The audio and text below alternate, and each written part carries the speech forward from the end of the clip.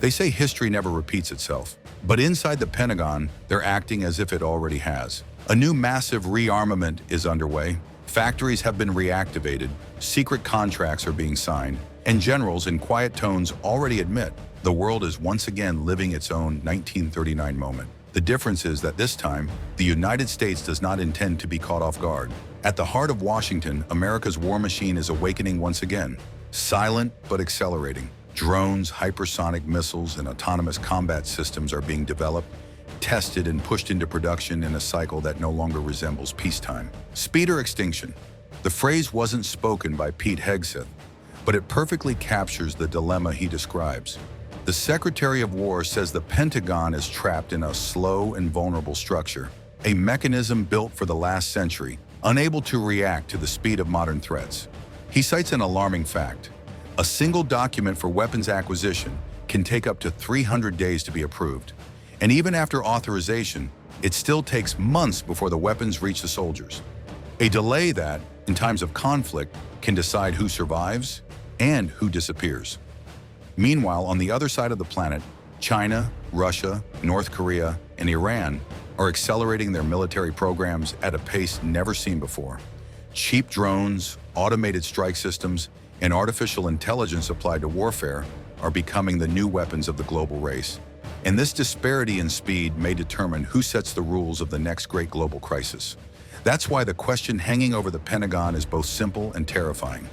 If the world is about to relive 1939, will America be able to accelerate in time, or realize too late that it has already fallen behind? From his first day in office, Pete Hegseth made one thing clear. He doesn't want to fix the Pentagon, he wants to rebuild it. The current defense system, he says, was made for a world that no longer exists. A world where wars were slow, enemies predictable, and bureaucracy could afford to think in decades. But today, speed is the new weapon. Every delay, every layer of approval, every document sitting on a desk could mean the difference between victory and defeat in a war that hasn't even officially begun.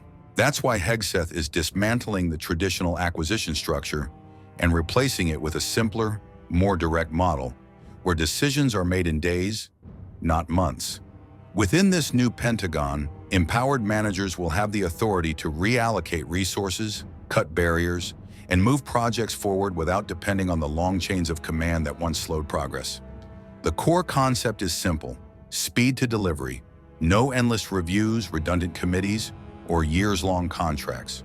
Once a new technology proves functional, whether a drone, a command software, or a defense system, it should go straight into production. Hegseth calls this philosophy the War-Speed Doctrine, and it is quickly becoming the backbone of his entire reform. The idea is clear.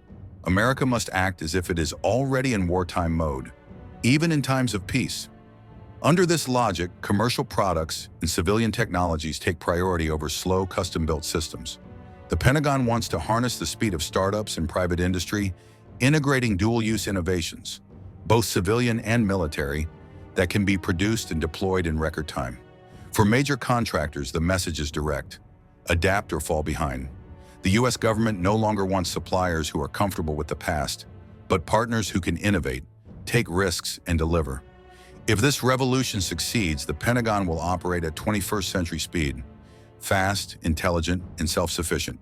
But if it fails, the United States will remain trapped in the same bureaucratic maze that has haunted it for generations.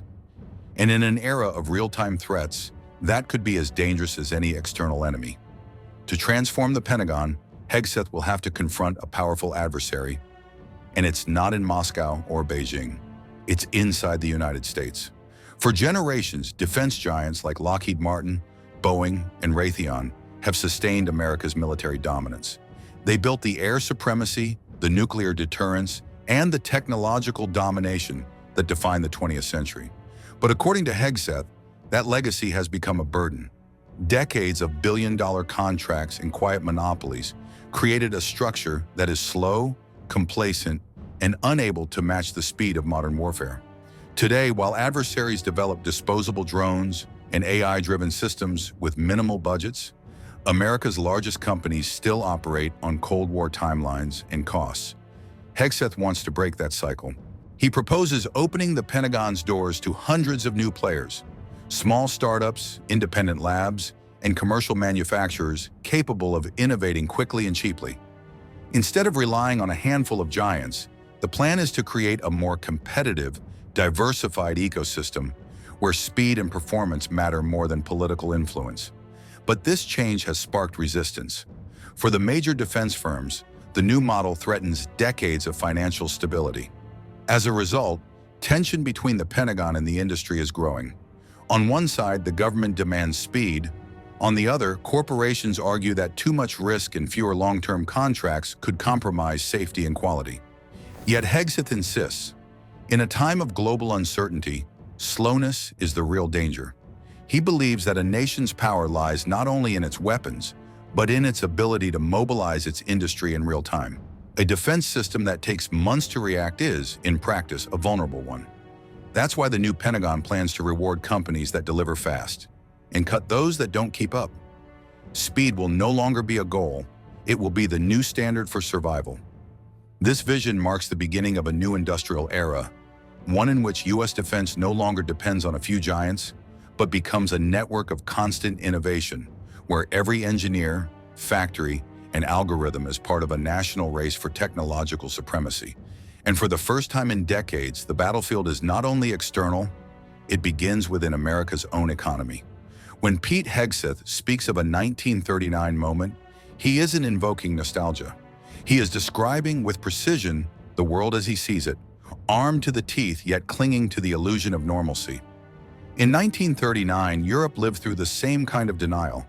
As Hitler advanced, many capitals still believed there was time to negotiate. Today, the pattern is similar, but the stage is global, and the scale far greater. Russia is reconfiguring its nuclear doctrine, expanding tactical missile production, and testing mobile warheads again. China quietly is pushing its most ambitious military program since Mao: sixth-generation fighters, strike satellites, hypersonic weapons, and AI-driven command systems. North Korea conducts increasingly provocative tests, while Iran, under sanctions, strengthens ties with Moscow and Beijing, trading technology for influence. Each of these moves is part of a single board, the rise of a new multipolar order. And according to Hegseth, the United States cannot afford to react slowly while its rivals evolve in real time. Behind the talk of bureaucracy and reform lies a deeper logic. The Pentagon is preparing not only to modernize, but to ensure that if a global conflict begins, America will be ready on day one. That is the true meaning of war speed. It's not a management method, it's a permanent state of readiness, a mindset in which every contract, every factory, and every innovation aligns with the assumption that the next world war has already begun. It just hasn't been declared. And that mindset is already spreading through Washington. Behind closed doors, lawmakers and defense analysts speak openly of preparing for a prolonged conflict. Record defense budgets are being approved, ammunition plants reactivated, and new alliances formed across NATO and the Indo-Pacific. The 1939 moment isn't a prediction, it's a warning, a reminder that nations which wait too long are the first to fall. And as Hegseth warns, the real threat may not be the enemy abroad, but complacency at home. In the end, Pete Hegseth's reforms go far beyond administration. What he proposes is a shift in mindset, a break from the idea that American security can rely solely on accumulated power. He speaks of speed, adaptation, and readiness not as slogans, but as conditions for survival in a world on the edge of rupture. The new doctrine isn't written in any manual, but it's already spreading like a silent order. Prepare now before it's too late. The Pentagon wants America to operate again like a nation in mobilization, with active factories, diversified supply chains, and constant innovation flowing from private industry to the battlefield. Because in Hegseth's view, modern wars aren't won by those with the most weapons, but by those who move the fastest. And in that, he touches something deeper than strategy, the essence of national survival. In an era of AI, cyber warfare, and autonomous drones, every delay, every process, every hesitation can become fatal. The plan is ambitious and the risk immense. If the new Pentagon works as envisioned, the United States could enter an age of technological supremacy and unmatched military agility. But if it fails, if bureaucracy prevails and speed is lost, America may learn in the hardest possible way that its greatest enemy was never outside its borders. And the question echoing behind every speech, every contract, every move within the Pentagon remains simple and terrifying. What is really happening inside America's war machine? Is it preparing to prevent the next war or to win it?